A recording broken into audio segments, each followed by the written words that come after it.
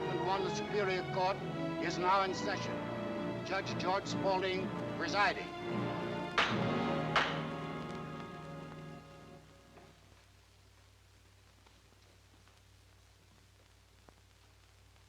Ladies and gentlemen of the jury, it is my duty to prosecute and your duty to convict or acquit these 7 defendants.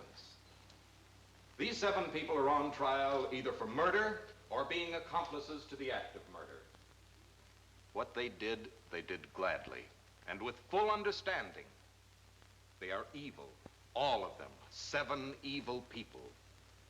Look at them carefully, because they are your enemies and the enemies of every decent citizen. They're at war with you and always have been and always will be. Should they escape this time, the next victim may be you, or you, or you. Study their faces, all their faces.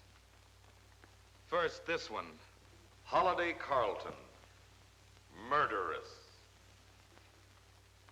Charles Weber, John Reese. They were policemen, ladies and gentlemen, guardians of the law, accomplices to the act of murder. Keith Mandan, formerly an attorney, now the shame of his profession, accomplice to the act of murder. Peter Cobbett, formerly a guard at the State Penal Farm, another supposed guardian of the law, accomplice to the act of murder. Victor Mason, habitual criminal, clothing his crimes in a coat of respectability, accomplice to the act of murder. Joseph Rayner, murderer. Well, there they are, ladies and gentlemen. All 7 of them, and only 7. There should be 8, and believe me, I'm sorry that there are not. But unfortunately, the 8th, the man who motivated this whole vicious and sinister crew, the most evil man of all, is not present. And yet he is here, in spirit, as you will find when the state rests its case. The first witness for the state will be Peter Cobbett. Peter Cobbett, take the stand.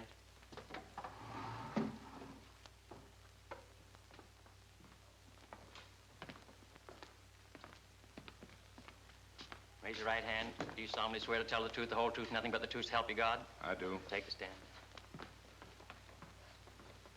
Your name is Peter Cobbett? Yes, sir. You were formerly a guard at the State Penal Farm. Yes, sir. Would you be willing to make a statement before this court? Yes, sir. Proceed. Well, sir, I guess this all began one morning about 4 months ago. Real early in the morning. At about 5 o'clock.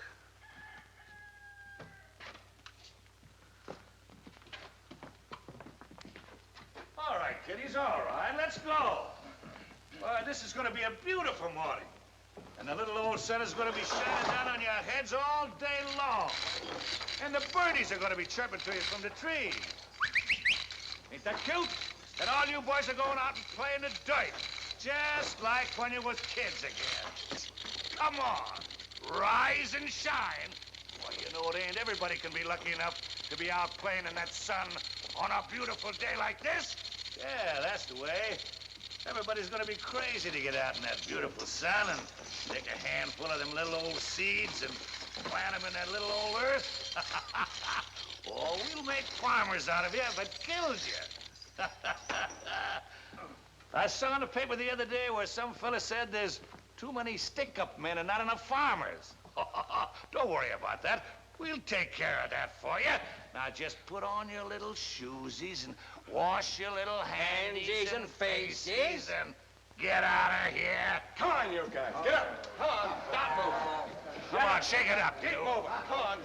Come on, hurry up.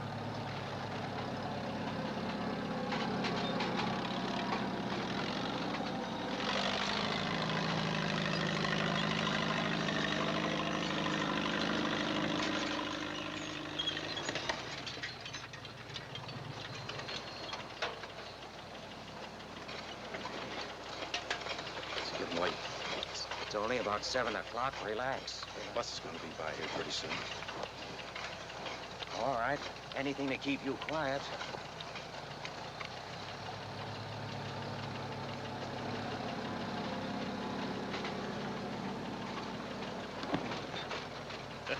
Hey, what's the matter with you? You hungry?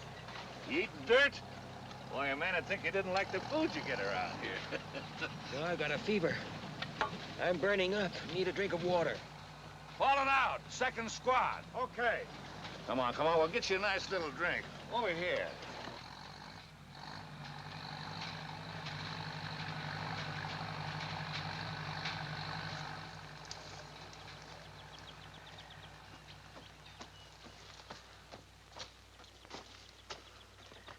What's the matter with him? He's got a fever. He's burning up. Go ahead, go on down and get your drink. No, you don't get prisoners like we got 10 or 15 years ago. They were good and tough in those days. Fellow might as well be a guard in a female seminary for all the work you get done. Any tobacco? Sure. Help yourself. Hey. Well, they're not very tough today.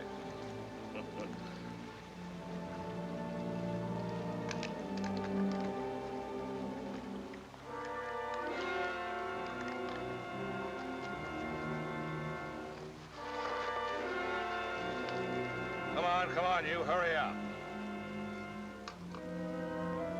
Thanks. All right, get moving now.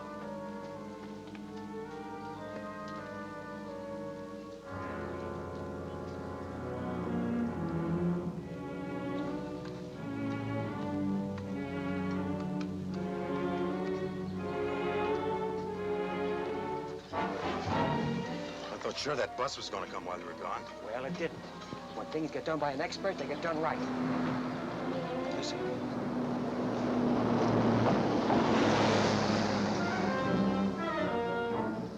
That's the bus, all right. If we get another horn in 5 seconds, we'll be in business. That's it. All set? You think there'll be any shooting? Won't matter if you zigzag. Hey, hey.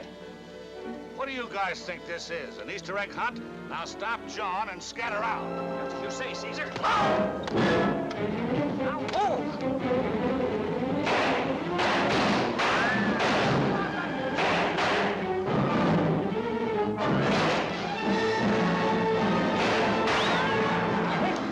Come on! I can't.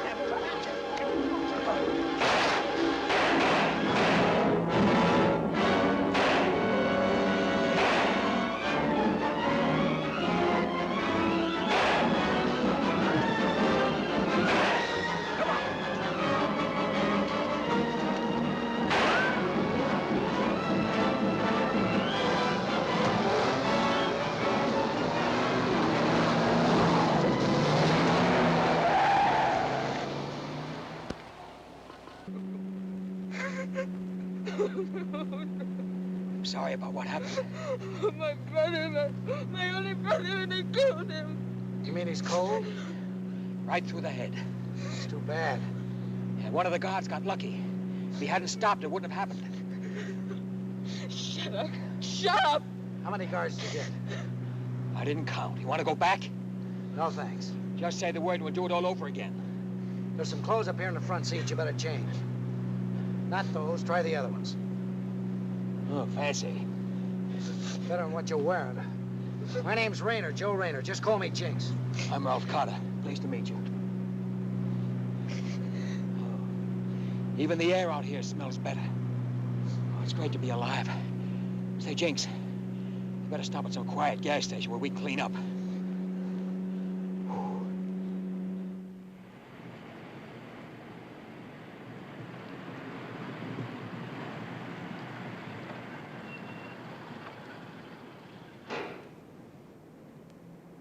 Right on time. So they got your brother. Oh, shut up. That was on the radio. Who's this? His name's Mason. We got the stuff from him. What else does it say on the radio? The usual. Only you're better looking than they said. You want to see me when I'm dressed up? I'll see you, Cotter. I got an interest in you. I gotta get back to the shop. Come on, Corday. All right. I'll be seeing you again, won't I? There's no need for you to see me again.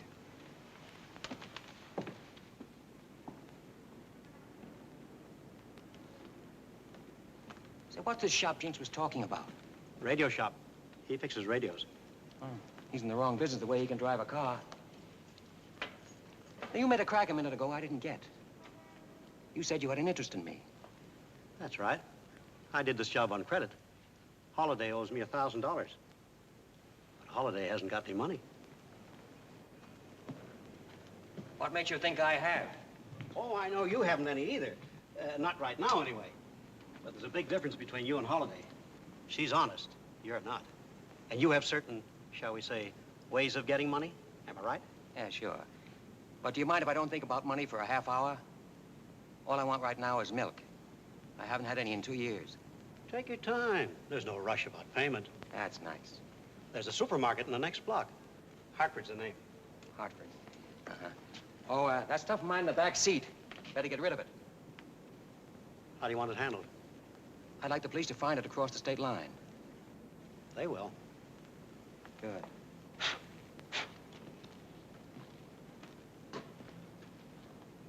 Now, Mason, where does Holiday live? Marrakesh Apartments, 101. Marrakesh 101. She goes by the name of Caldwell. Caldwell.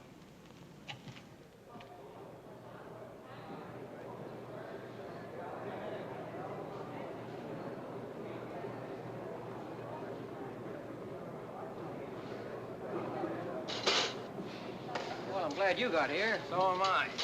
My truck broke down and put me behind schedule a half an hour. Morning, Joe. Good morning, Mr. Hartford. Sorry I'm late. That's okay. We're both late today. What time do you usually get here, Joe? Oh, about 9:30 if the truck don't break down.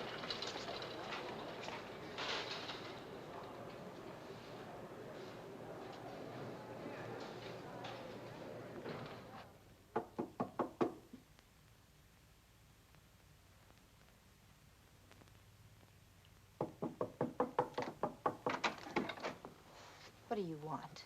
Lots of things. Well, you're not going to find them here. You'll be surprised what a man can find. Food, for instance. Will you please leave? Leave? Just got here.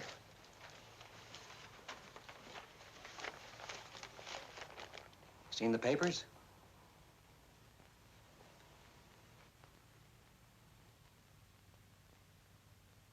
Yeah, I've seen the papers. And I don't want to talk about it. No, neither do I. As far as I'm concerned, it's all past and done with. Your brother wasn't killed. No, that's right. That's right. Oh, speaking of brothers, where was he going to live? I took a room for him here across the hall. Good. What do you mean, good? Well, since he won't be using it, I will. Oh, incidentally, Mason tells me you're an honest-to-goodness nice girl. I never did anything wrong before today. Well, it takes only once, you know. As it stands, the police would love to get their hands on whoever shot that guard.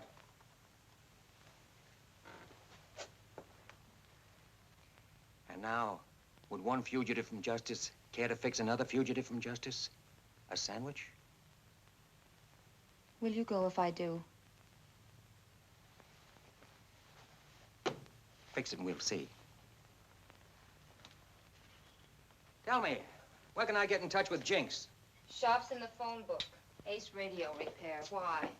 We gotta do a little business. Get you out of Huck. No, thanks. I wouldn't like the way you'd get the money. I'll pay it off myself when I can. No, it won't work out that way. You see, you owe Mason something. I owe you something. After all, you did get me off that prison farm. I like to pay my debts, too. You don't owe me anything. If I could have one wish in my life come true, I wish today it never happened. Fact remains, it has happened. You assisted in a prison break, which makes you just as much of a criminal as the people you helped. Now, you can keep that holier-than-thou attitude as long as you like. But right now, I would say there must be, 13,000 policemen in this state who would love to put you away for a long, long time. Now, I'd bear that in mind if I were you. And act accordingly. Now, what do you make of the stuff they're saying about your brother, that he was a mad dog killer? It's a lie. He wasn't. They never are. He was railroaded. They framed him. I Suppose your brother never did anything wrong in his life. He was wild, yes. And he did a lot of silly things. But he never killed anybody. Well, maybe you're right. After all, he quit cold on me. He wouldn't have been hit if he hadn't stopped. Yeah, maybe he was innocent. He certainly didn't act like a killer. Of course he was innocent. Nobody knew him any better than I did. Why do you think I tried to help him break out? I've never done anything wrong like that before in my life.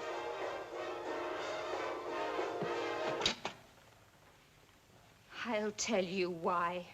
Because he was going crazy up there. He knew he'd been framed, and he was just sitting there brooding about it month after month. If it had gone on much longer, he'd have ended up in an insane asylum. I couldn't stand to look into his face when I'd go up there and visit him. Don't you see, I had to try and help him break out, even if it meant that I went to... All right. He was innocent. Innocent as a newborn babe. Go ahead, be jealous. Be jealous because you're a criminal and he wasn't. Jealous? Jealous of that popcorn thief? That yellow pup?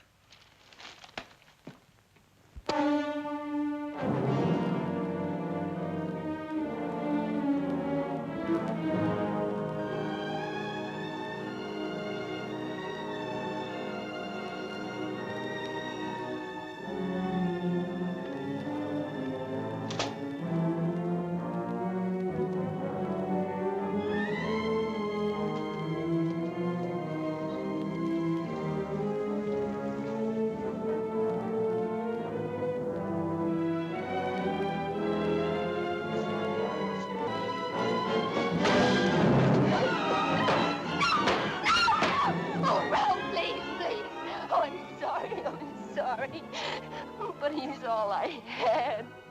And I haven't got anybody. I just haven't got anybody. I'm so alone. I'm so alone. All alone. You're not alone, baby. You're not alone at all. Not at all.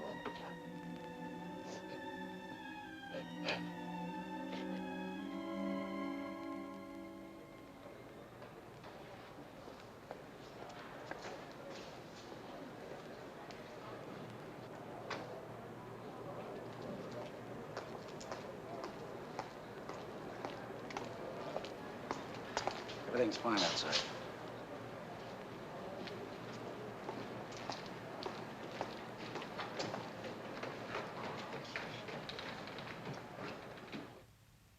$3,000, $3,500, 4, 5, 6.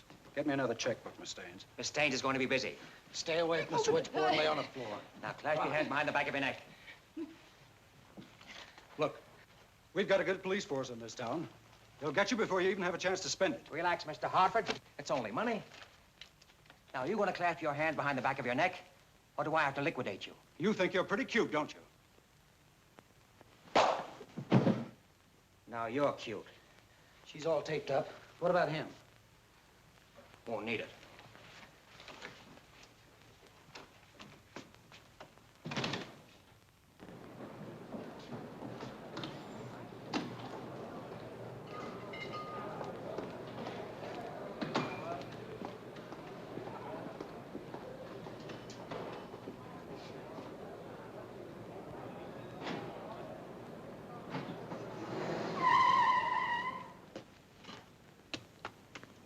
$6,142, not counting the checks. Where'd you get it? From a recently deceased maiden aunt. Hartford. Hartford. Right down the street. Why'd you tell me where you're going? Oh, I'm awfully sorry, old man. I would have been delighted to tell you, except for one little thing. It was none of your business.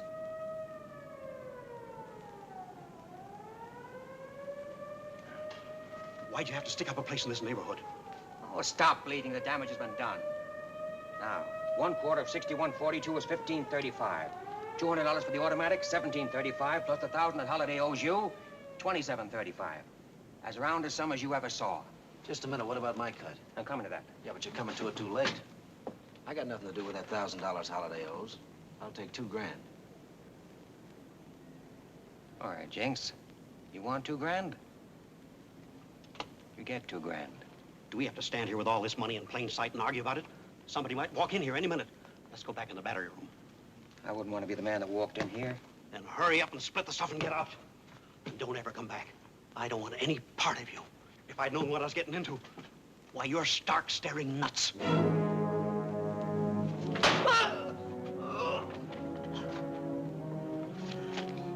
Don't you ever say that to me again, do you hear? Don't ever say that again. You beat it. Beat it. Get out of here.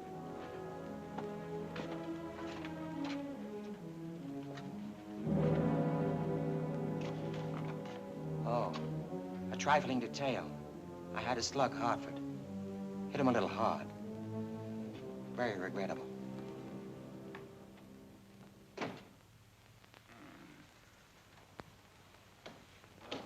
Surprised he's still alive. Reckon he is, too. What a way to start a morning. How's she, Doc? All right. Her pulse is up a little, that's all. Excitement, I guess. Can we talk to her? Sure. Now, Miss Staines, this is important. I want you to think carefully and give the best description you can of the two men. I don't know. You don't know? I was looking at the guns. That's all. All I saw, the guns. Miss Staines, we can't look for guns. We have to look for faces. We have to have something to go on. I told you. I only saw the guns. The guns, that's all I saw, the guns. All right, the Miss guns, Staines. That's all I saw. She's got a little case of shock.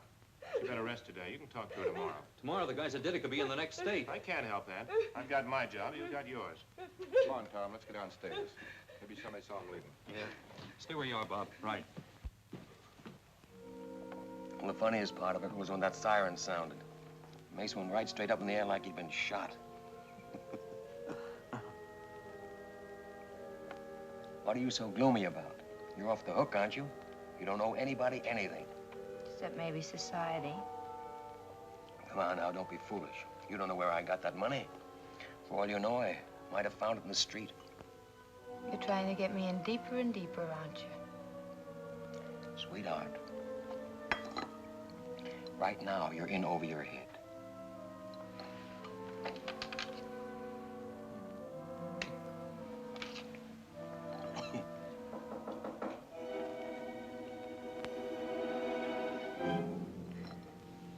Stay here.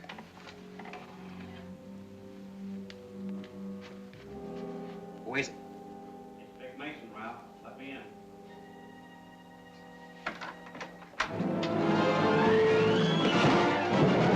Reach! What is this? We're police.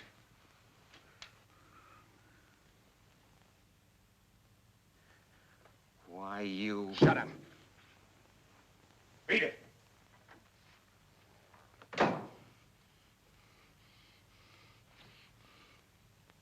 He's not one of my favorite people either.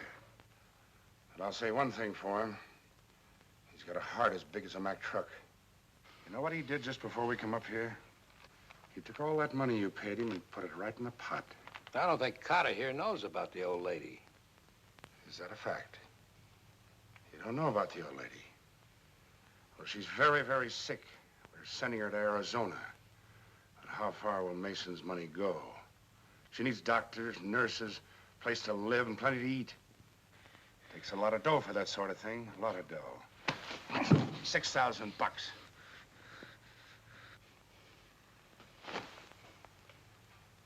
Guess we better get on downtown.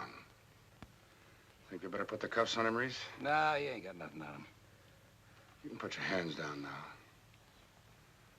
Sister, you better get your coat and hat on if we're going downtown.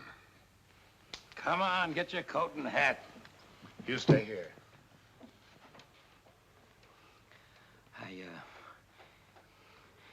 I'm awfully sorry about the old lady. She's got TB. Yeah, I know. She has to get to Arizona. Do you suppose I could toss something into the pot? I suppose it might be all right. How much did you have in mind? Oh, about 1,400. You got 6 grand. You want to put in 1,400? Well, that's all there is left. Mason got 2,700, and the other guy got 2 G's. There's almost 5 G's right there. And it was the first job we pulled here, and we were on our way through to Arizona. All right. Where's the dough?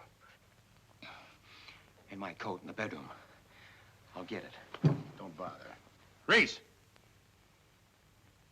Get this guy's coat out of there. Bring the dame, too. Come on, come on.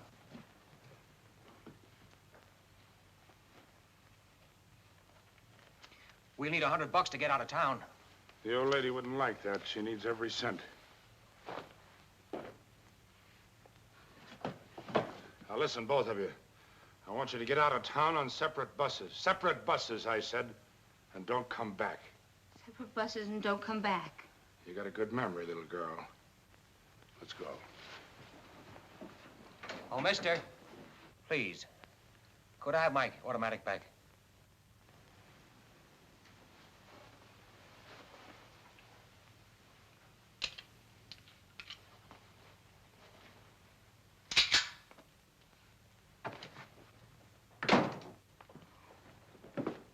Well, there are at least 3 dishonest men in the world.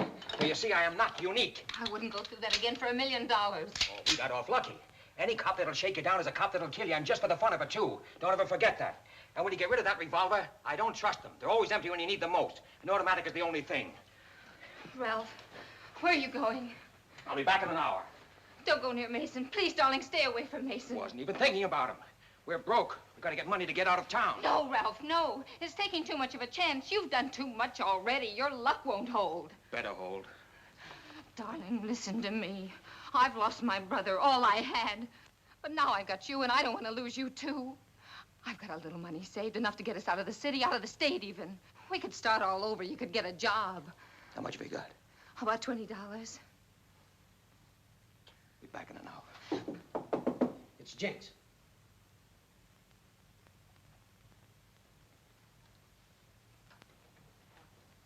Anybody with you? No.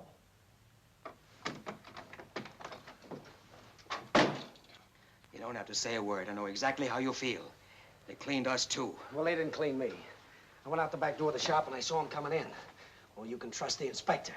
But he took everything you got. Inspector? That shakedown artist was an inspector? Yes, Inspector Weber. Well, cut yourself a piece of cake, Inspector. Cut yourself 2 pieces of cake. Do you mean to tell me you've still got the money?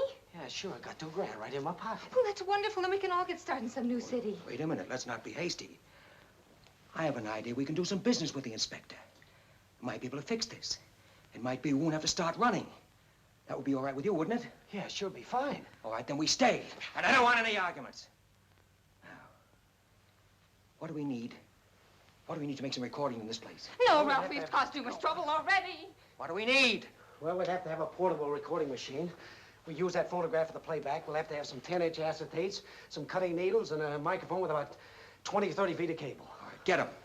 Get 'em, and give me your $2 grand. Give me your $2 grand. I might as well have given it to Weber. Oh, no. Weber would have spent it foolishly. I'm going to invest it for you. You fool, you fool. You crazy fool. You said yourself a cop that'll shake you down will kill you. You try and frame Weber, and you'll frame yourself right into the morgue. He's too smart for you. Oh, no. He stopped being smart when he took my money. He's still a big man, and he knows how to protect himself, especially against small-timers like you that try and put something over on him. Go get the stuff and start setting it up. I'll meet you back here. And, darling, by this time tomorrow, the word small-timer will have walked right out of your vocabulary. If we're still alive.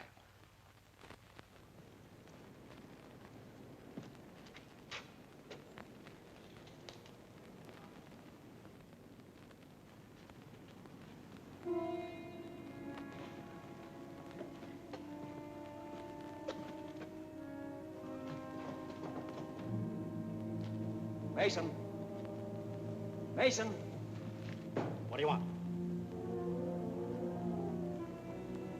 I want a car. I thought maybe you could drive me and Holiday out of town. Sorry I can't help you, Ralph, old pal. Very sorry. Nothing I'd like better than to drive you and the dame somewhere and have you put a bullet in my back. Oh, you've got me all wrong, Vic. I'm not sore. I'm not holding any grudge. I can pay $2,000. You didn't think I'd let the inspector claim me, did you? I don't care if you can pay $2 million. Get out of here. Vic, you mean you won't help me? I wouldn't cut you down if you were hanging. All right, Vic.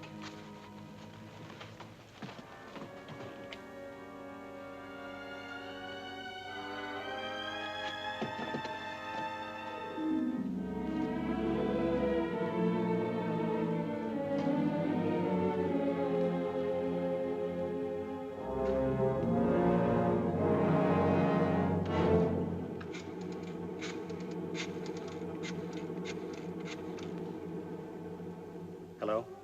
Let me speak to Inspector Weber. Vic Mason. Hello, Inspector. Ralph Cotter was just in here. He offered me $2,000 to let him have a car. What? You let him have it. No, I didn't let him have the car. But I thought you'd like to know about the $2,000. Yeah, that's right, Inspector. All right, thanks. Okay, goodbye.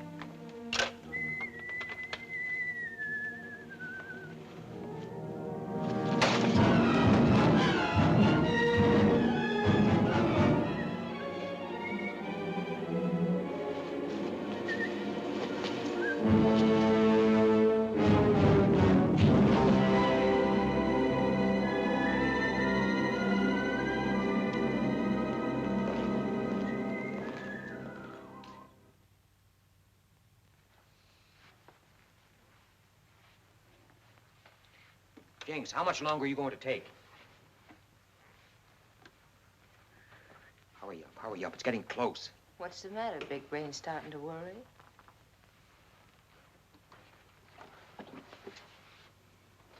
Okay, all set. But try to keep him out of this room. This thing makes a little noise.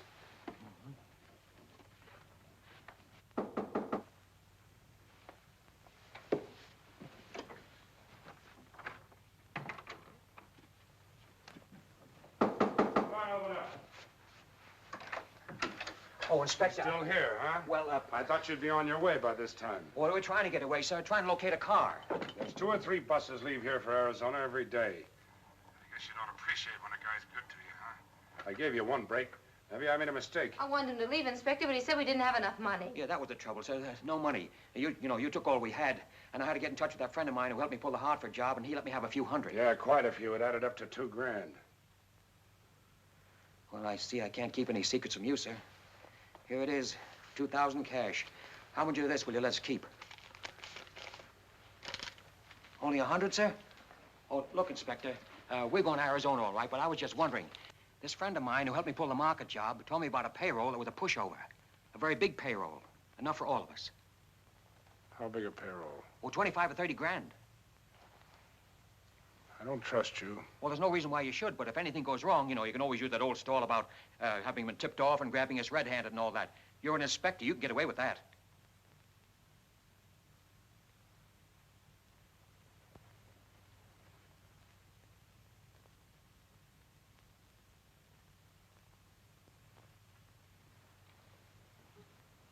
Oh, Inspector, you'll have to excuse the appearance of the bedroom. The maid hasn't shown up yet. Ralph. What do you think, John? You're still doing the thinking, Inspector. I think we might give it a whirl. Anything you say. If anything goes sour with the heist, they'll look like sieves when we get through with them.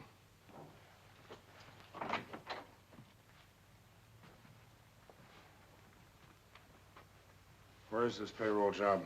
I don't know. My friend knows. Where's your friend now? Well, that I don't know either.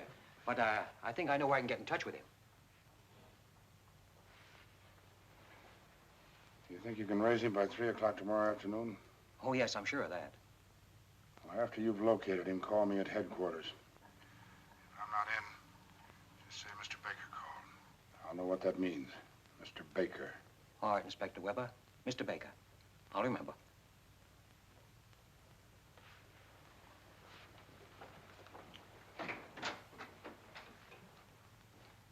I'll remember. Yeah.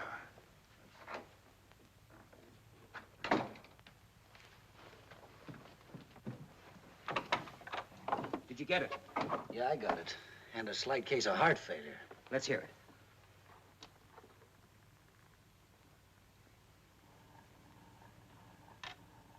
Oh, Inspector. Still here, huh? Well, I thought you'd be on your way by this time. well, we're trying to get away, sir. Trying to locate a car.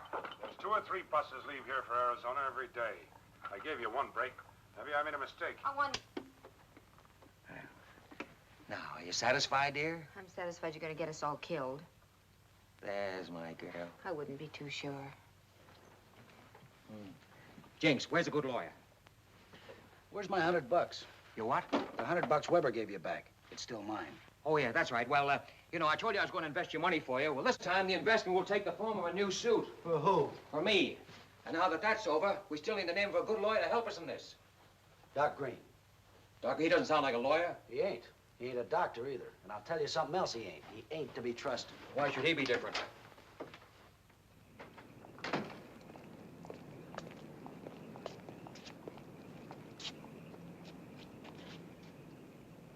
Dr. Darius Green, Philosophic Guide. Organon Aristotle, Novum Organum Bacon, Tertium Organum Ouspensky. The key to a cosmic consciousness, the spatial understanding of time. Do not be lost in the labyrinth of confused thought. You sure we've come to the right place? Oh, sure. Oh, I forgot to tell you, though. He's nuts, too. Aristotle, Bacon, and Ouspensky. Pretty fair parlay.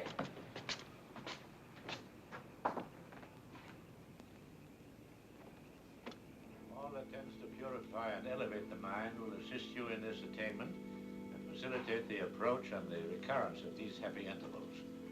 There are then different roads by which this end may be reached. The love of beauty which exalts the poet, that devotion to the one and that ascent Why don't we wait science outside? which makes the ambition of the philosopher.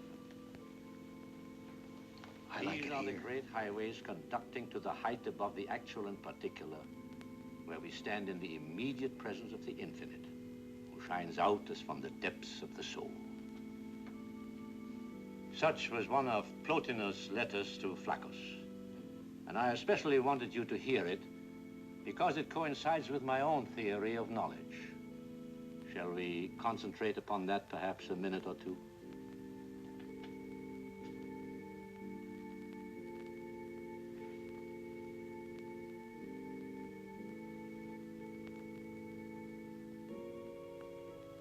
My friends, there is some new literature which Miss Dobson will distribute as you leave. And now, my friends, I'm tired. You must excuse me.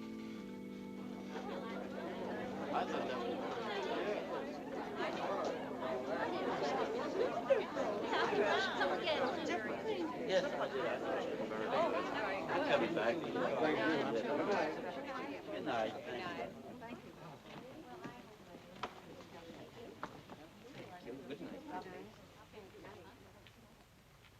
We're going to have trouble with that one. Good night. Good night. May I speak to Dr. Green for a moment, please? Oh, Dr. Green never gives personal interviews after a reading. He's usually much too tired. Well, unfortunately, this matter can't wait. It's much too vital. If it weren't, I wouldn't think of disturbing him. Yeah, he knows me. Just tell him... I'm sure it'll be all right. May I have your names, please? My name is Paul Murphy, and this is Joseph Rayner. I'll tell Dr. Green. Thank you so much.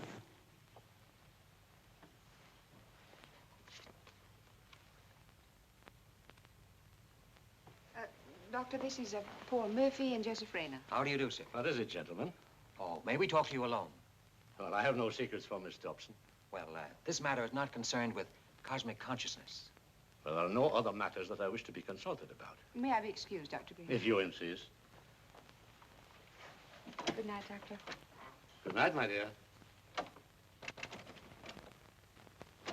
How dare you come here? How dare you? Easy, Doctor, easy. I refuse to have anything to do with you. That life for me is over. I shall heal no more bodies. I shall heal only minds. There's nobody to heal. All we want is a name. We've been looking for a lawyer of the right kind, and we didn't know where to go. Go to the classified section of the telephone book and look under lawyers. Doc, let's be reasonable about this. Now, you've worked with the mob. You must know someone. Oh, that was years ago. 2 years ago. Just 2. Doc, You don't want to be bothered with us anymore, do you? No. Well, then, give us a name. Try Keith Mandan. Cherokee Mandan. He's an evil man, too. Thanks. The only way you can thank me is not to come here again. Well, anyway, Doc, it's nice to see you reformed.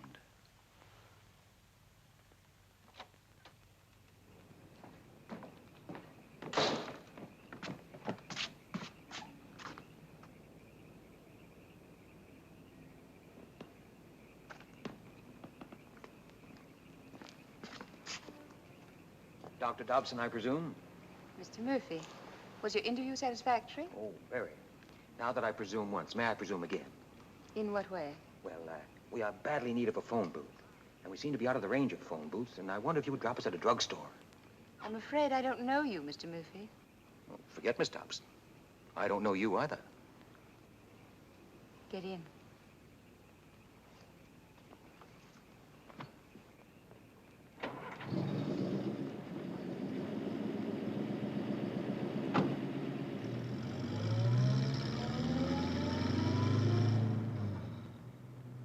This is very nice of you. Oh, not at all.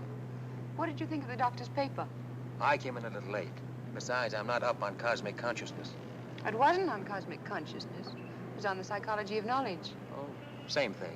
What is it, religion or something? No, it's a philosophy. It goes into the fourth dimension. Or I should say the mathematical conception of the fourth dimension. Oh, that lets me out. I'd like to see you at one of the doctor's meditations, Mr. Murphy. Oh, I'd be a very bad influence. My vibrations would be positively poisonous. You see, I don't hold with the theory that the fourth dimension is either philosophical or mathematical. I think it's purely intuitional. Oh? I don't mean to start an argument or sound pretentious, but that's the way I feel about it. I never heard that before. Well, something we should go into sometime, among other things. Hey, there's a drugstore. Well, there'll be others. Well, we don't want to impose. Thank you very much. This will be fine. Your name is Keith Mandan? Yes? You formerly practiced law in this state. I've not yet been disbarred. Quite so. But I'm sure that such will be the case in the near future. Objection. Sustained. The prosecutor will please remember that a prisoner is innocent until proven guilty. Such insinuations are singularly out of place. Yes, Your Honor. Mr. Mandan, will you tell us in your own words your connection with these people? It was coercion. I beg your pardon? I said coercion. Will you tell us what you mean by coercion? Certainly. I was sitting at home one night, relaxing after a very hard day. Even the prosecution will bear me out that a lawyer's lot, like the policeman's, is not a very happy one. Well, anyway, the doorbell rang, and as my houseboy was busy in the kitchen preparing coffee, I answered it myself. Mr. Mandan? Oh, what do you want? I want to talk to you, sir. Oh, this is where I live, not where I work. See me at my office. Oh, please, Mr. Mandan. It may be too late then. This is very urgent, very important. Important to you, too, sir. Huh? Come in.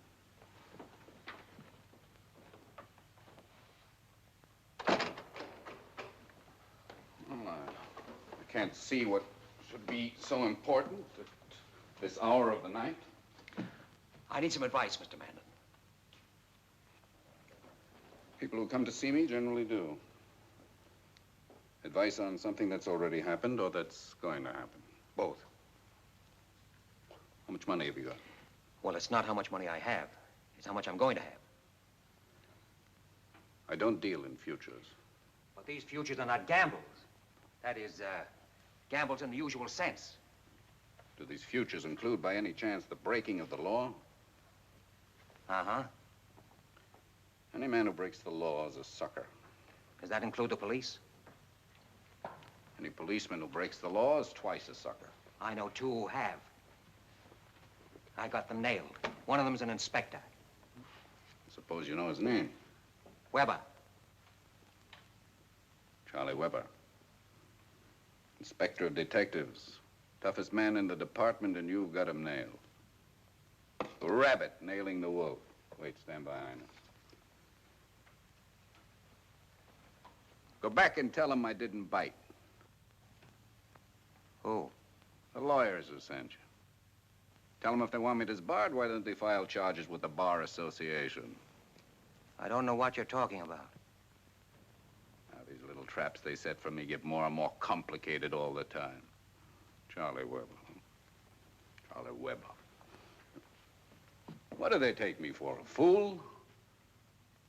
Highness, throw this fellow out. Tell him to get out. Yeah, put that gun away. Tell him to get out. All right, Highness, leave the room. Now, put it away.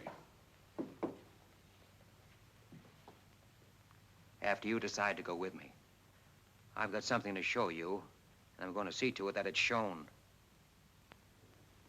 Who told you about me? Doc Green. What Doc Green? You know what, Doc Green.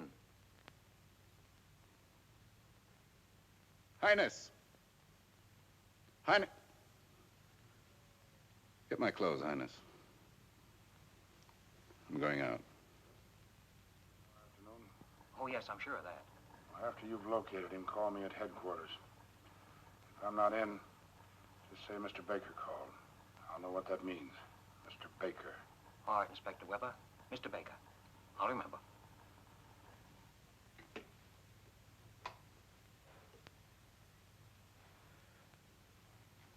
Are you convinced? Yeah, I'm convinced, but, I don't know what to say. All I want from you is a yes or no. Have I got him, and do you or don't you want in on this? Oh, you got him all right, but, he's a big man, a very tough man. The slightest mistake, you'll never know what hit you. Answer the question. Are you in or out? Suppose we go in the living room, sit down, and get acquainted.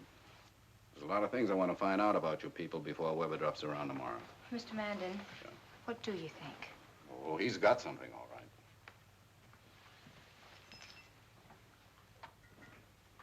I guess he has at that.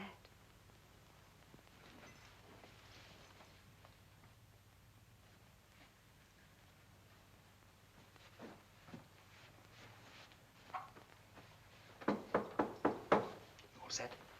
You're right on time. How are you this afternoon? Fine, just fine. I hear Vic Mason met with an accident. That's so. Kill him? Not quite. Pity. Is this your friend? Oh, yes, this is Jinx Rayner, Inspector Weber, Mr. Reese. Lieutenant Reese. I beg your pardon, Lieutenant Reese. Does he know what it's all about? Ask him. He understands English. What about this payroll job you got spotted? Well? Yes, sir. That's right. How big a payroll is it? Pretty big. How big?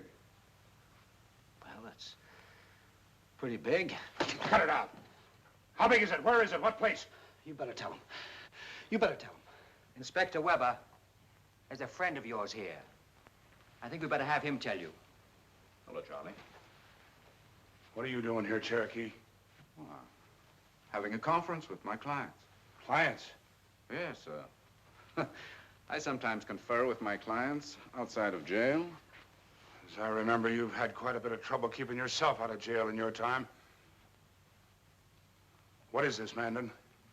Sit down and listen. I can listen from here. Suit yourself. All right, Jinx, but not too loud. No sense in having the neighbors call the police. Oh, Inspector. Still here, huh? Well, I thought you'd be on your way by this time. well, we're trying to get away, sir. Trying to locate a car. There's 2 or 3 buses leave here for Arizona every day. I guess you don't appreciate when a guy's good to you, huh? I gave you 1 break. Maybe I made a mistake. I wanted him to leave, Inspector, but he said we didn't have enough money. Yeah, that was the trouble, sir. There's no money. You know, you took all we had, and I had to get in touch with that friend of mine who helped me pull the Hartford job, and he let me have a few hundred. Yeah, quite a few. It added up to $2 grand. Well, I see I can't keep any secrets from you, sir. Here it is. Get your hands up! Get over there against that wall, all you! No, don't do that, Inspector. You missed the best part. The best part's where you plan to heist the payroll. Shut up! Frisk him, Reese. We haven't got any guns. Where are they? In the bedroom. Where in the bedroom? Beats me. Cut that out, John! I don't want the coroner to find any bruises on these birds. I told you you'd go too far. I'm gonna hate myself in the morning for this. Pulling that trigger, Charlie, will be just like putting a bullet through your own head. Now, you ought to know that there's more than a single copy of that record. Or do you suppose we got you here just to slaughter us? No, no. We got you here, Charlie, to tell you you've just been signed by our ball club. And just to make sure you do play ball, we send copies of that record to some very reliable friends. Now, if they don't hear from us within the hour, if we can't tell them that everything's fine, those records are going to be played for the mayor, Charlie, for the district attorney, and, of course, for the chief of police. Why don't you stop being childish when all we want from you is a little cooperation? And my 3,400 bucks. I guess I better get this attended to. Go into the bathroom and get yourself a towel before we have to start buying carpets for this place. May I look at that, please? You almost broke my arm with that. You know that, don't you? Well, look, Cotter, I didn't. Now, you feel any better?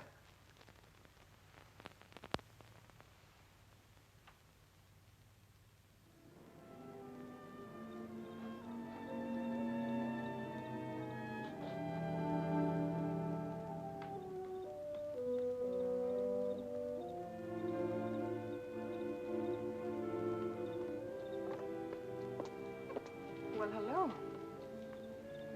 Where do I drop you tonight? Anywhere. I have no place to go and I'm all alone. We could drive and talk. That's what I was hoping for. Where would you like to go? There are 4 directions here, sort of local phenomenon. North, east, south, and west. Which do you prefer? The one without the traffic. That's the one I know best.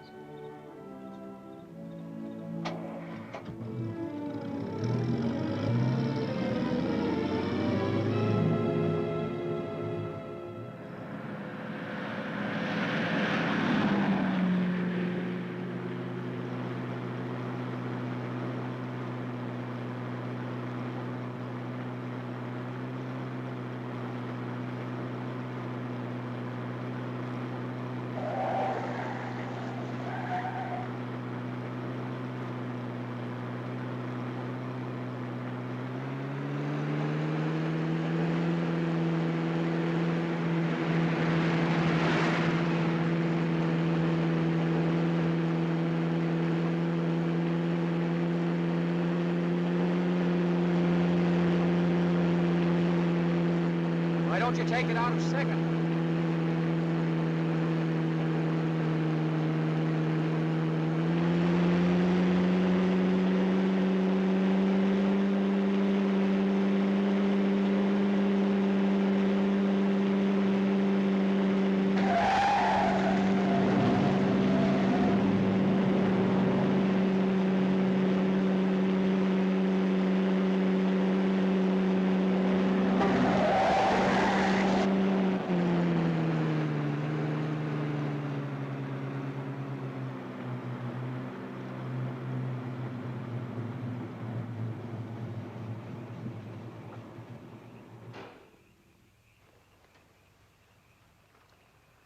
Why did you stop?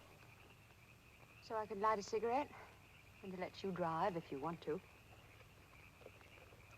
I don't want to drive. What are you trying to prove? Prove? I'm not trying to prove anything. What are you afraid of? Now, really, what am I afraid of? Well, what scared you?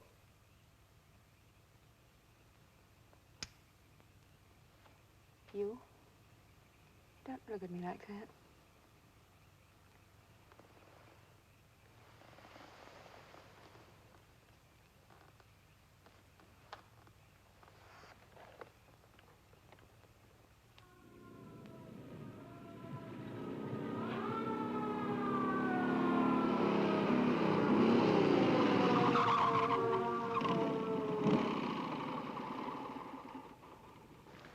Well, I'm glad you finally decided to stop. You're lucky you're in one piece. Let's see your driver's license. Is your name Margaret Dobson? What does it say on the license? Now, listen, Miss Dobson. You were traveling pretty fast back there. Suppose you'd blown a front tire. You've been spread all over the road. And we don't want Ezra Dobson's daughter killed on our beat, do we, Damon? No, we certainly don't. He's too nice a man. Just take it easy from here on in, will you, Miss Dobson? Yes, certainly. Say, haven't I seen your face somewhere before? Mm-hmm. Maybe at the policeman's ball. Yeah, maybe. Maybe so. Well, good night, sir. Good night.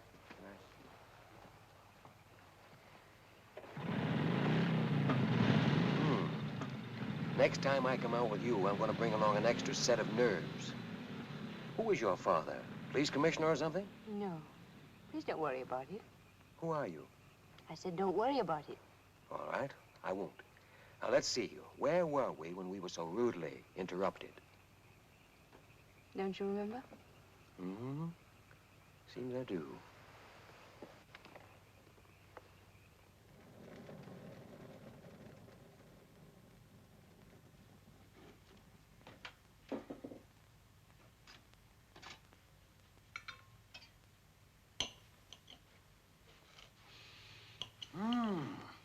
Coffee. Perfume. Did you have a good time last night? Yeah, I went to a movie. First movie I'd seen in 3 years. Some movie. I hear she has a foreign car. See? Foreign car? What are you talking about? Woman you and Jinx met the other night. Hasn't she got a foreign car? I don't know what kind of car she has. I don't even know her name or where she lives. I wouldn't know how to find her even if I wanted to. Finding her shouldn't be difficult for a bright boy like you. Not for a mastermind like you. Well, well, you finally made that discovery. Took you a little while, but you finally made it. That's fine. Would you like some coffee? Hmm? Would you like some coffee? Love it. I like mine in a cup. No cream? How about some sugar? Oh. No cigar.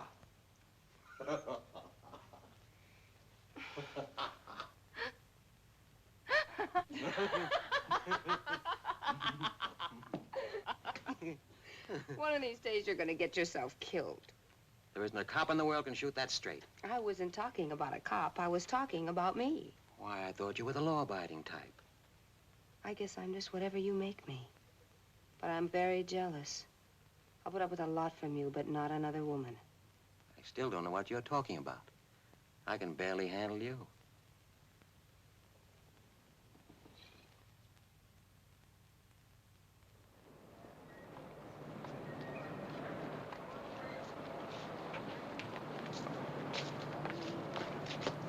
Well, what do you think of it? Very nice. Just like Mother used to make. Nervous? Nervous? What have I got to be nervous about? All right, let's go in and try it on for size.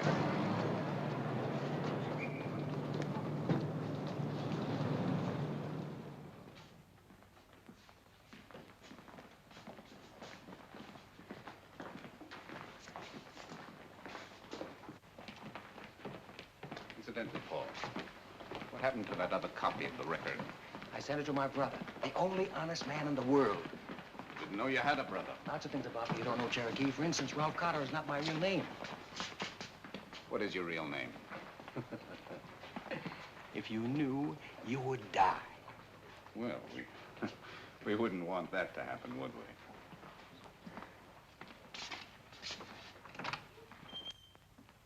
Well, what do you know? Cherokee Mandan. How are you? Who's your friend? Hiya, Truck. This is Paul Murphy. He's in my office now. Sergeant Satterfield. How are you? What does he do? Well, I'll tell you. He goes around persuading kids to take up a life of crime.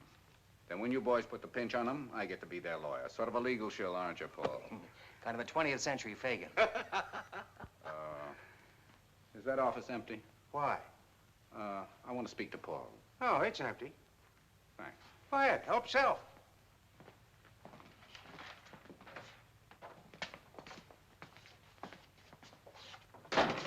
Give it to me. What? This. Oh, you must be crazy bringing a heater into this lion's den. What if one of these coppers should Well, spot I'd rather go around without my ears and go around without that. Take it easy. I'll get your permit to carry it. Oh, just like that? Just like that. You ever kill anybody with this? No. Not yet. Is Weber in? He's eating his lunch. Tell him we're here with his dessert. What is it? Cherokee Mandan is here to see you, Inspector. Tell him to come in.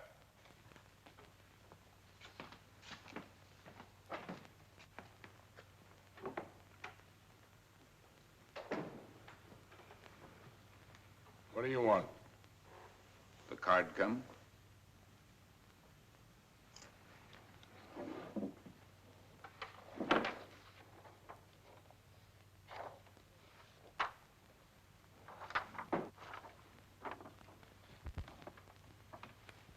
See what happens when you let me handle things?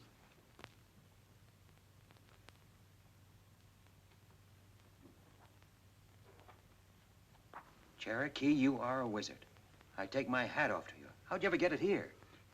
Paul, I took the liberty of suggesting to Inspector Weber here that we forget all about that $3,400 you mentioned and that he get you this card instead. Now, shall we conclude the ritual? Inspector, I thank you very, very much. I really appreciate this. Don't mention it. Oh, how's your hand? Not infected, I hope. My hand is all right. Well, you know, those phonograph needles can pick up an awful lot of dirt. Yes? The chief wants to see you, Inspector, right away. Thank you.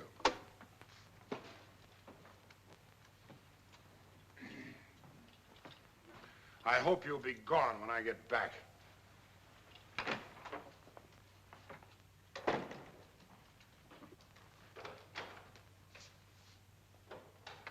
Morning, Sam. How's the poker game going? What poker game? The one in the Detective Bureau? Well, you know there's no poker game in the Detective Bureau, Sam. What's eating you? I'm still asking the questions, Charlie. What have you got on the Hartford robbery? Well, nothing so far. Looks to me like the work of some out-of-town boys. Not to me, it doesn't. Who have you got on the case? Gray and Fowler. 2 men. Why should I put the whole Bureau on a robbery? Why? I'll tell you why. Because it isn't a robbery anymore. The hospital called up a little while ago. Hartford is dead. So you better heave a few more of those men out of their chairs and put them on the case. You understand? I understand. Well, then understand this, too. I'm giving you 48 hours to clear up this case, and if it isn't solved by the end of that time, I'm getting myself another boy. And I don't expect you to spend your time watching the clock and counting up to 48. Clear? Clear. That's all, then. Get out.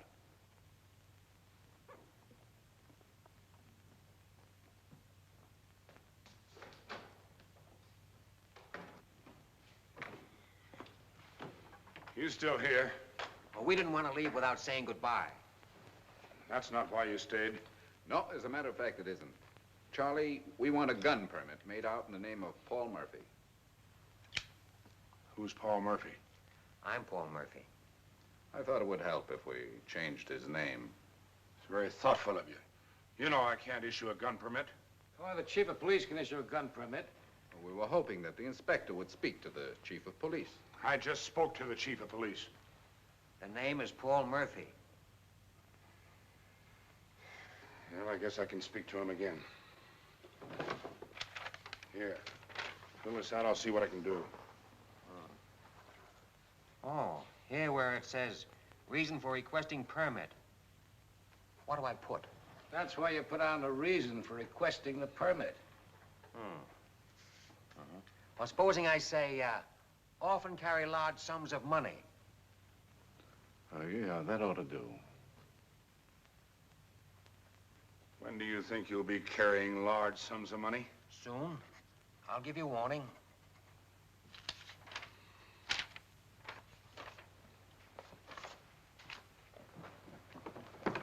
Listen here, Mandan. I want you to keep this guy from fooling with anything federal. Banks and things like that will bring in government agents before you can bat an eye. Don't worry. I'm talking to you, Mandan. Yes, yes. The minute you pick out something, you let me know before you make a move. And I might as well tell you, Cotter. Murphy. All right, Murphy. The chief just gave me 48 hours to get you, dead or alive.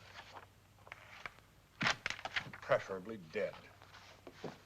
Well, thank the chief for me. Tell him I'm sorry to have taken up his time. Goodbye, Charlie.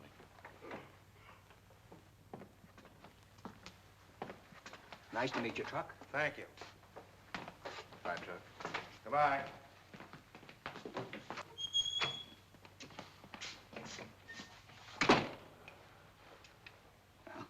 Now, how do you feel? Oh, fine. I feel fine. You ought to. You've just been born again. That makes it official. You know, every time somebody gets born, they slap him on the back. Cherokee, I salute you as the one who has proven himself worthy to share my frenetic genius. From now on, you shall manage all my affairs as you deem fit and proper. You should have been a lawyer. Why? I have a lawyer. And now, can that lawyer tell me what Ezra Dobson's title is? Oh, he has many titles. Ex-mayor, ex-governor, ex-U.S. senator. No, that isn't what I mean. I mean, what's his title now? Right now, he's president of Watco Steel, worth $30 million as the crow flies. Is that what you want to know? That is exactly what I wanted to know. Why? Oh, he has a very, very lovely daughter. And that will be all of that. She's poison. The one man who can ruin every plan we've made is Dobson. He's the most powerful figure of the entire state. If you get mixed up with her, you're bound to get mixed up with him, and that we can't afford. Believe me, Paul, the day Dobson walks into this picture, I walk out. Well, the future looks awfully good. We're getting things pretty well set up now. Don't tear them down before they're built.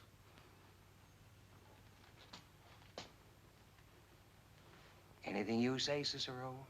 Anything you say. Going down?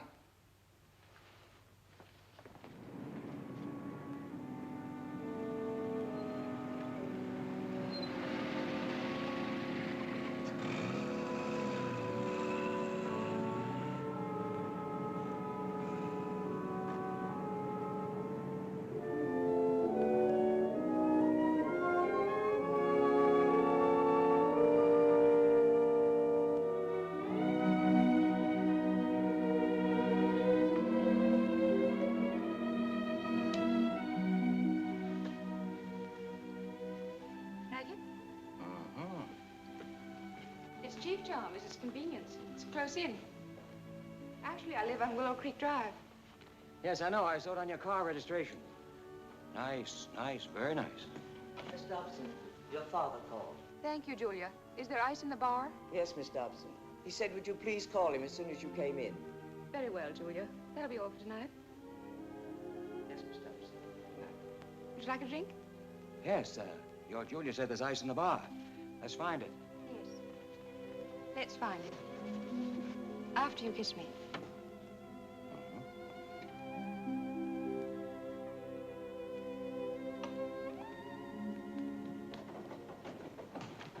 Julia, did you ask Miss Margaret to call me? Yes, Mr. Dobson.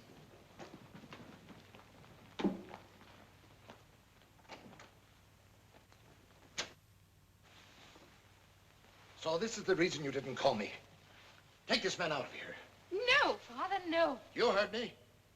Father, you can't. Paul is my husband. Husband? You mean you're married? Married?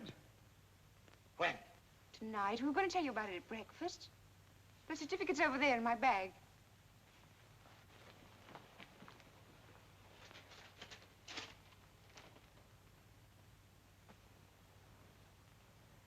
Now, will you please ask your private police force to leave?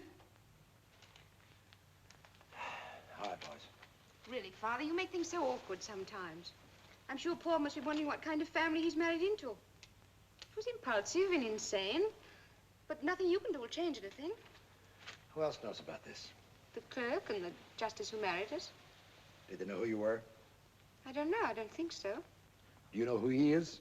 Well, he's my husband. That's not what I mean. Who is he? Where does he come from?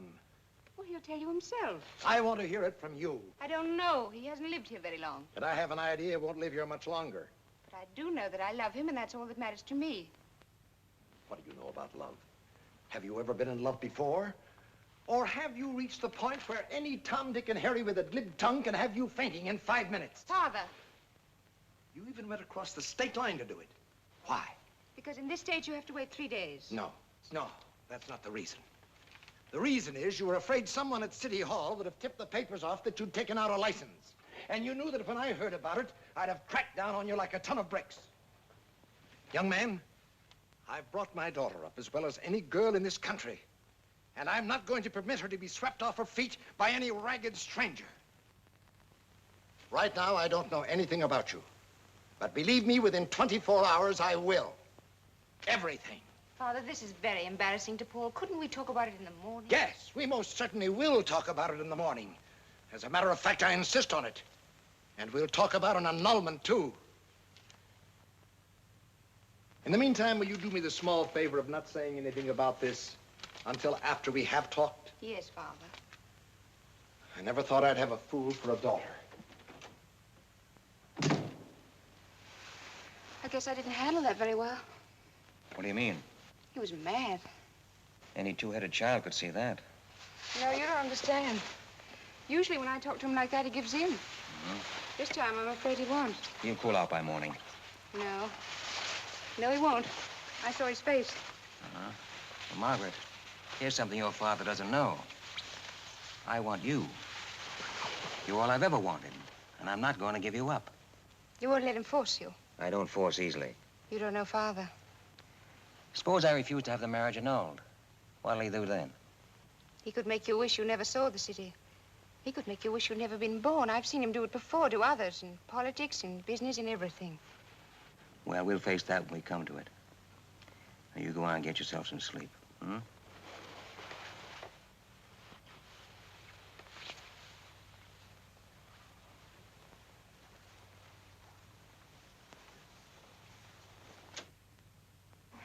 Good night, darling. Good night, darling.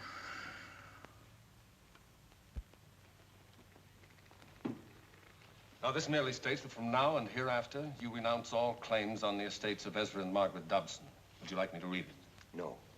Before you sign it, you have a legal right to know exactly what it contains. I'll sign it.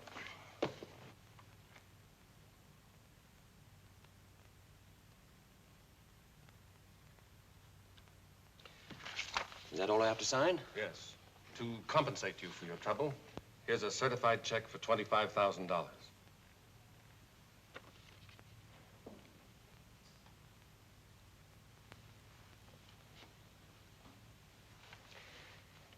I don't want that money, Mr. Dobson.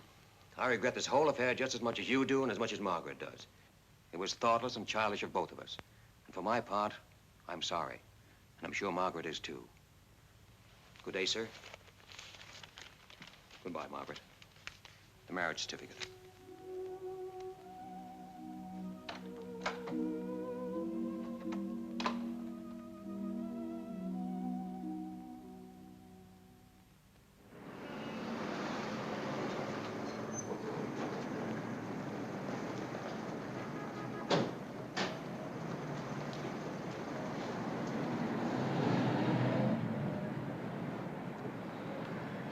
The seventh stop. Yeah. 7 little satchels, all getting filled with money. What's your guess on how much money? Plenty. Rome will take a bet on any track in the country.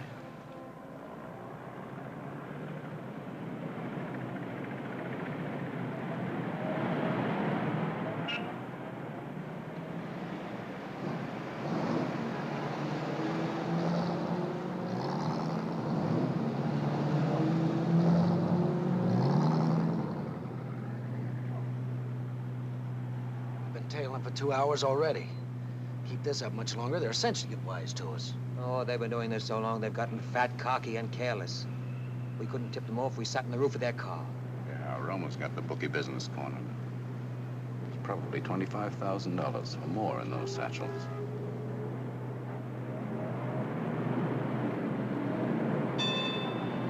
Want me to hang on? No, we've seen enough of it.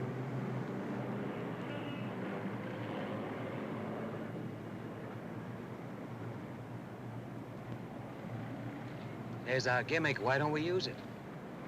You mean you're gonna steal a squad car? Let's go see Weber.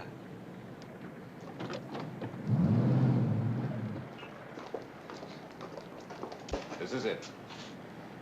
I thought we were going to Weber's office. This seems to be one of them. How many does he have? Right now, I couldn't tell you.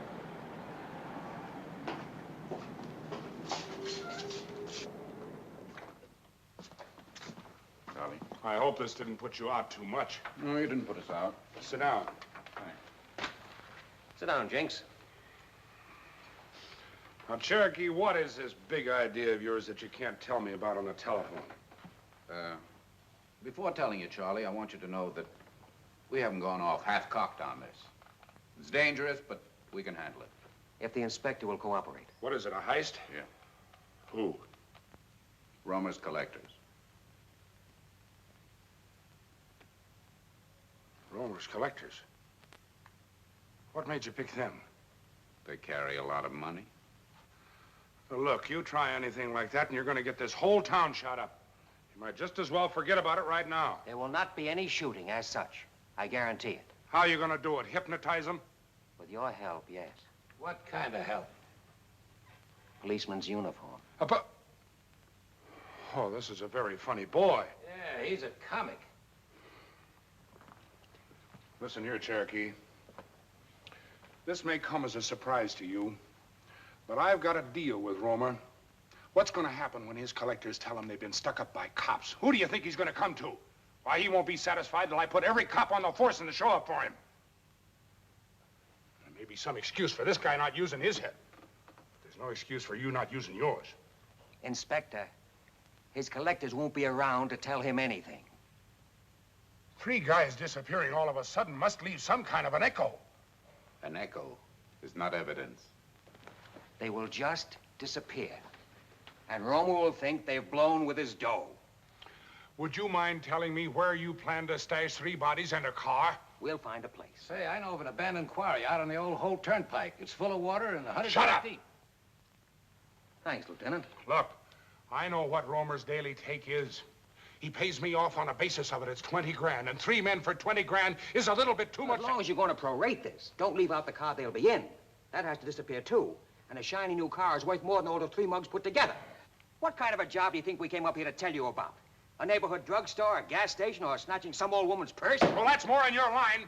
A swell-headed hood talking about killing people and everything else. Swell-headed hood, am I? That was where you made your original mistake thinking that. That's how you got caught in the ringer. What do Romer's men mean to me? I don't worry about them any more than you do shaking down a guy and then shooting him in the back to keep him from singing. Listen, you, all of you. Stop acting stupid. Your boss sees you. You're a hero. Get this maniac out of here, Cherokee, or else talk some sense into him. All right. All right. Let's go, Ralph. Paul. All right, come on, Paul. Wait a minute. You may come out, Joseph. Gentlemen, why don't you and I try to get along? Hating my guts shouldn't make you act like this. It'll do for the time being. Well, be that as it may, let's talk sense. I don't want to jeopardize your deal with Romer, Inspector, believe me.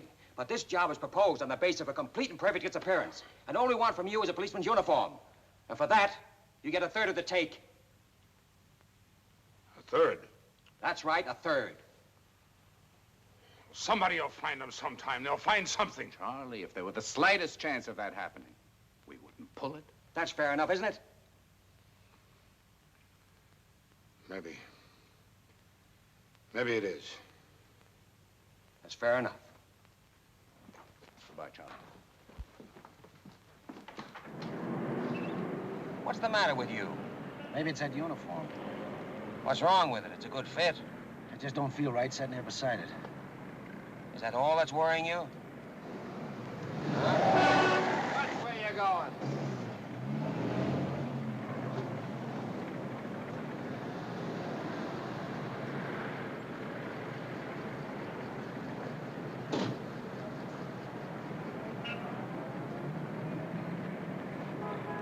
You gonna be all right?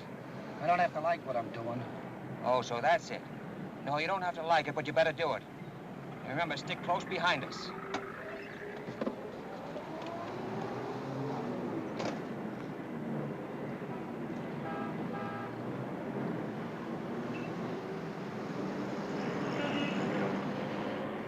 Parking in a loading zone is a traffic violation.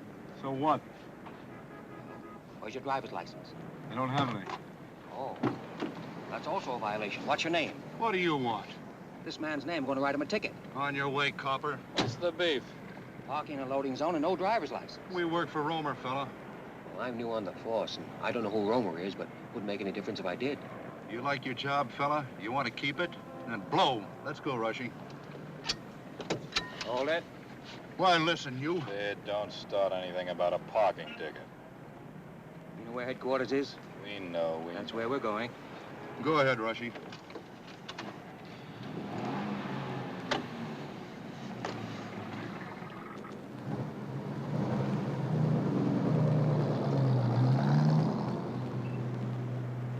Take your job too serious.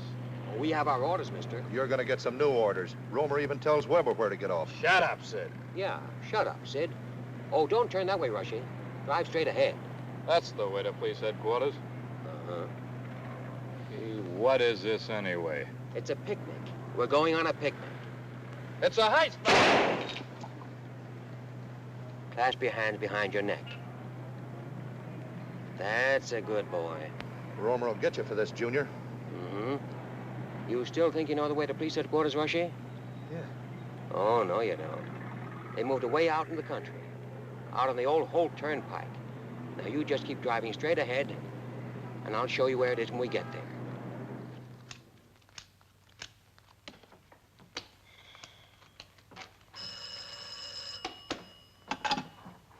Cooperative borrowers. This is your meal ticket, Weber, remember? Oh, hello, Romer. How are things? You still getting rich? Well, I was until today. My collectors haven't showed yet. What? They've disappeared. When? Well, they were due at 3 o'clock. Well, how many were there? 3. 3? Yeah, and you better get out and find them quick, here. Oh, take it easy, Romer. Maybe they just went across the street for a short beer or something. I don't care what they stepped out for. You find them, understand? Well, look, Romer, that's not my job. Well, it is now. And if you know what's good for you, you'll jump. Or you won't have any job at all or anything else. What are you getting sore at me for? I haven't got him in my hip pocket. Have you looked lately? No, Romer. Well, get looking. All right. Now. Yeah. All right, Romer. Why don't you tell him what happened to his collectors? Maybe I will. Now, who's the comic? Here's your cut. 17 grand.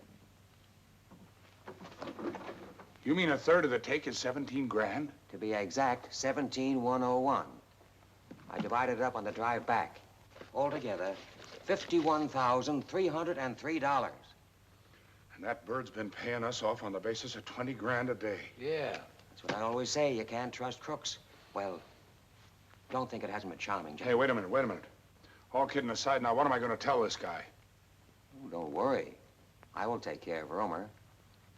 Any business that pays $50,000 a day is a very good business to be in. So if Romer should drop dead some afternoon... Come, Joseph. Take that bag over to Holiday and divide it 3 ways, and drop me off at Mandan's with this one. Inspector, as I said, I will take care of Romer. And he'll take care of us, too, if we don't do something to stop him. If I ever saw a crazy man, he's it. I tell you, he'll have us all on the end of a rope one of these days. Remember, just 5 minutes. Mason? Mason, we've got the car. What car? The car that was used in the Hartford job. We found it in your garage, Mason. Looks like we've got you. I didn't have anything to do with it. Hartford's dead, Mason. You're the only one we've got. You can burn. So you better not try to cover up for anyone. Sure, Vic. Just tell us who did it. Cotter. Ralph Cotter. Where's he live? I don't know. See Holiday Carlton. She goes by the name of Caldwell. Marrakesh Apartments. She knows. See, Doc, it didn't even take 5 minutes. Just a minute. What did you do after you left Weber's office? Just what he told me to. I went back to Holliday's place and counted the money. But I was sick. Sick? Yeah, for what I'd done. I'd never done anything like that before. And I began to think this Cotter was cuckoo. I wanted out. I felt like a man on the top floor of a house that's on fire. You run for a window to jump out, and there's no ladder. If you jump, you get killed. If you stay where you are, you get killed. That's how it was. And, after you counted the money, then what happened? We were scared. Me and Holiday. Do you know how it feels to be scared?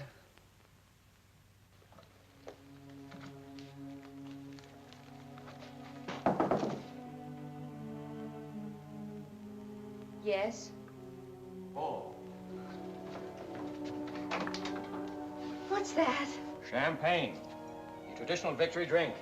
I never saw a bottle that big. Ah, it's a Jeroboam. They come even bigger.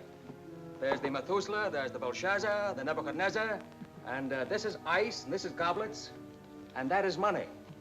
Does it still add up the same, Mr. Rockefeller? Not quite. I took my $2,000 you gave Weber off the top. Oh, what was your rush? You'd have gotten it. I want to make sure I'm not working with you anymore. No? No, it ain't safe. A guy's got to draw the line someplace. Well, suit yourself. How about you?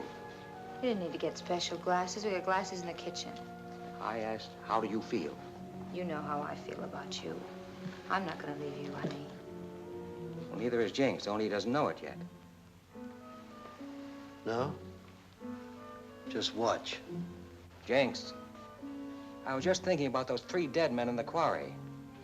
If they had a fourth, they could play some bridge. You play bridge, Jinx?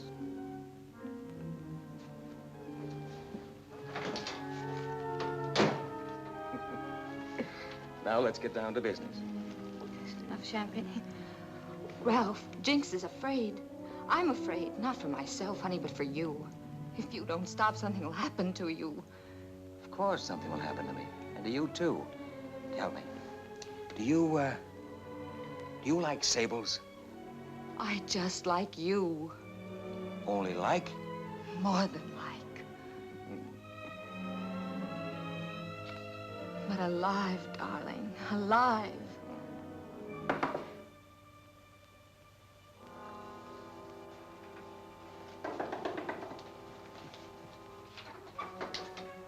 Well, well, if it isn't the richest lawyer in town, it's at 5 o'clock this afternoon. Sit down, we're about to pop a cork. I want to talk to you. Well, go ahead, talk. Outside. Talk to him here. I haven't got any secrets from Holiday. I wouldn't make book on that. Outside. Well. Be back in a minute. Don't let that get warm. All right. Now, what is it?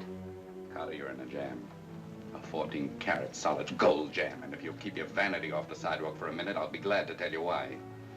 All right, but make it fast. I've got a girl and a Jeroboam of champagne waiting.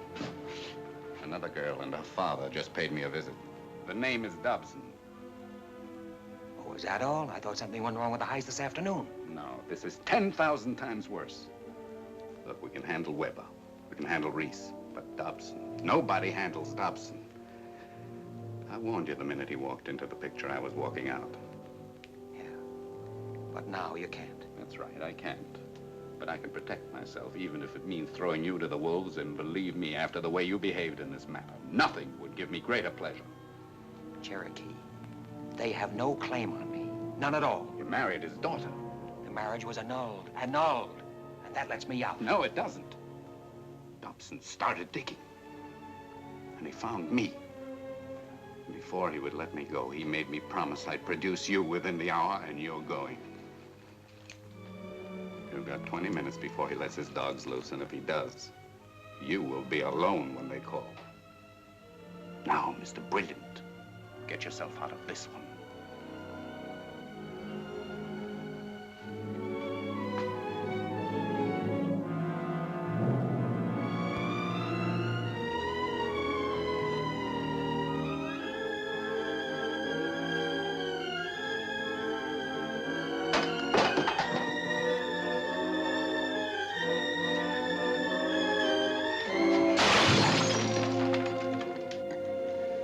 Oh, I'm so glad to see you. Rushing, would you tell Father that Mr. Murphy's in the tap room with me? Darling, I was nearly frantic. Don't ever vanish like that again. I didn't vanish. I was around. Yes, but not around me. I can't tell you how much I missed you. You wouldn't believe me if I told you. But I'm being a bad hostess. What would you like? Nothing. Nothing? Are you sure? I'm very sure. Paul, is there some reason for all this mystery? Dr. Green didn't want to tell me about Mandan, and then Mandan didn't want to tell me about you. You found me. But at what a price. I thought you'd left town. That's one thing you can be sure of. I won't leave town. Tell me about Mandan. Have you known him very long? Just since I've been here. He's almost an underworld character, you know. Really? Really. From now on, if you have any legal business, why don't you take it to Fred Golightly? Miss Margaret. Mr. Dobson is waiting. Thank you, Rushing. Paul, stop resenting us for just a little while. Please be nice to Father and listen to what he has to say. I've told him how wonderful you are, so don't fight with him, hmm? I don't want to fight with him. All I want is to be let alone. Well, hear him out anyway. He may have a surprise for you.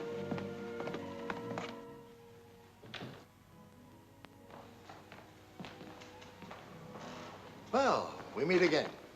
Coin a phrase. And this time, much more pleasantly. Margaret, dear, I'd prefer to talk to Mr. Murphy alone. Oh, Father. Do as your father says, Margaret. It'll be all right. All right, Paul. I'll wait for you in the tap room.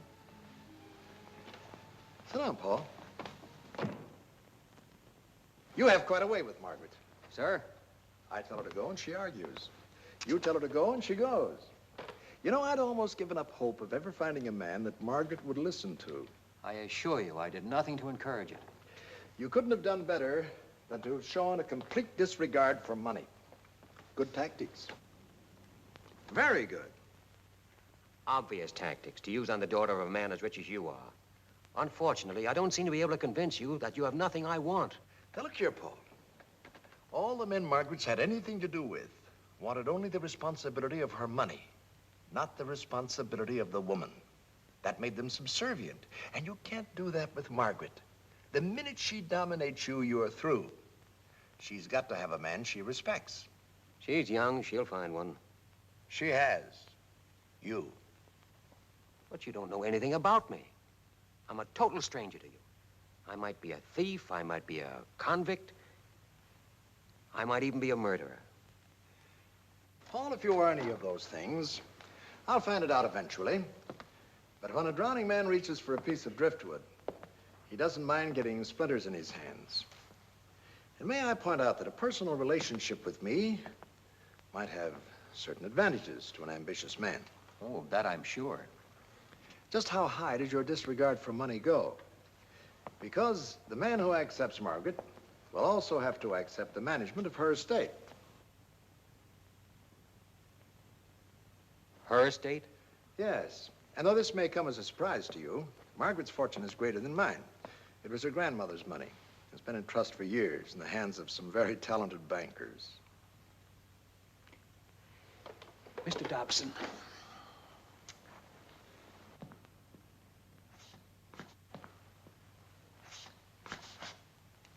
All I want is to be let alone. And there's another thing. When I found out how Margaret felt about you, I thought I'd better hold this up. It's the annulment petition. You're still married, you see. Think it over and let me know tomorrow. Good night, Paul. Good night, sir.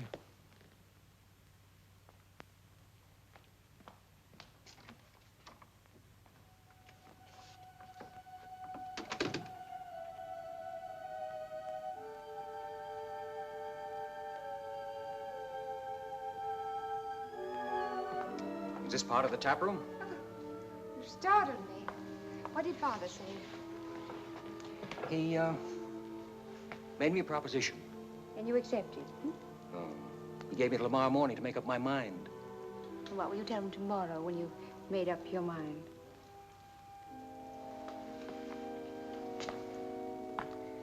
Probably that I accept. Oh, darling. It's a pistol, isn't it? Yes, that's a pistol. Why are you carrying it? Protection. I have a permit. Protection against what? Hold-ups. It's not the only reason, is it? Of course it is. I always thought when people carried guns, they were afraid of something. Not necessarily.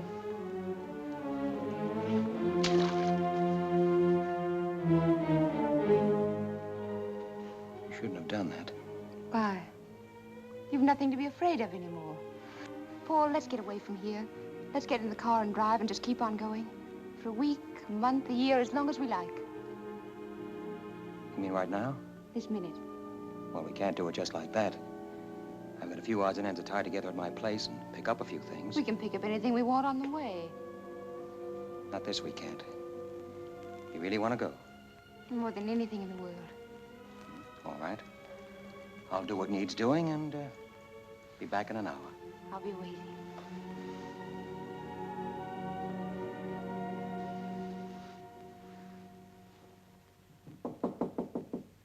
Yeah? Paul. Just a minute.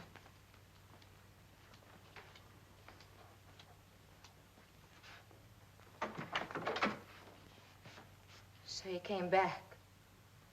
Yes, I came back to get my money. I'm leaving. Where's the money? Are you? Are you leaving? Yes, where's the money? You and your rich girl? And which direction are you going? I'm going in all directions, and I'm taking my money with me. While you're at it, take this with you.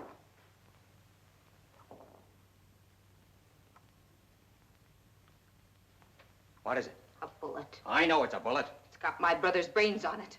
They dug it out of his head before they buried him. What are you talking about? Cobbett. Cobbett! Tell him. I brought the bullet down myself. It came from the gun you had when you made the break. It was the only .38 that was fired. The guards had 30-30s and 45s. Get in the bedroom. This is the gun he means. The one you told me to get rid of. The one you killed my brother with. Now, look, Holiday. You've got a wonderful setup here. You and Mandan and Jinx. I'm leaving it all to you. You can have it. I don't want it. I just want this next minute with you. But you don't know how this thing is rigged. I sent a copy of that record to my brother. He hasn't played it yet, but if he doesn't hear from me once a week, he will. If he plays it, he'll know what to do. First they'll pick up Weber, then they'll pick up the rest of you. Then you'll all fall down. Do you think I care now? If there's anything wrong with me, you did it. You made me go along with you. You changed me. You made me just the same as you are. And you've got nobody to blame but yourself. Holiday, this other girl. That's part of it, too. Oh, but you've got it all wrong. You don't know the whole story. I was going to surprise you. I was just over talking to her father. Her father wants me to handle all the money for her. You realize what that can mean? You started here with a lie, and you're going to end here with a lie. That's Dobson's chauffeur. He drove me over here. They want me to spend the night at the house and sign the papers in the morning. Let him in. The room's too full as it is. No, Holiday, don't do anything you'll be sorry for. Tomorrow, everything will be different. We'll be rich. All I've got to do is say yes to Dobson tomorrow. One little word, and we'll have millions. You only said one true thing in your life. And that's when you said you were going away tonight. And you are. 3 miles out of town and 6 feet down. All alone. With nobody to lie to. And you can kiss tomorrow goodbye. But now, Holiday, listen. You shouldn't have killed my brother.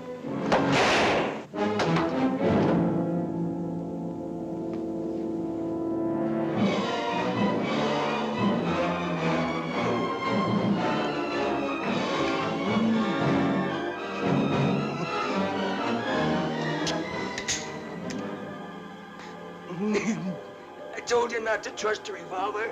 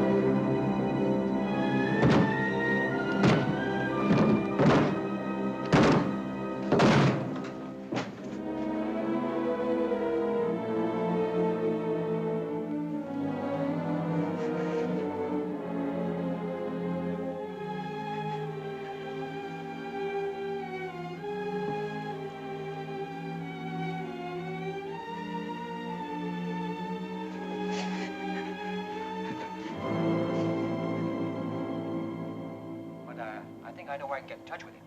Think you can raise him by 3 o'clock tomorrow afternoon? Oh, yes, I'm sure of that. After you've located him, call me at headquarters.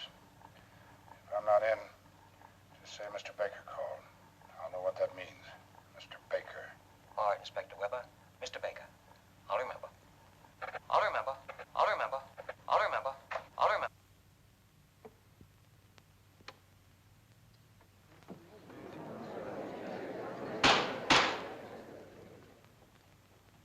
Do you recognize that as your brother's voice? I do. There's no doubt in your mind. None whatsoever. The state rests.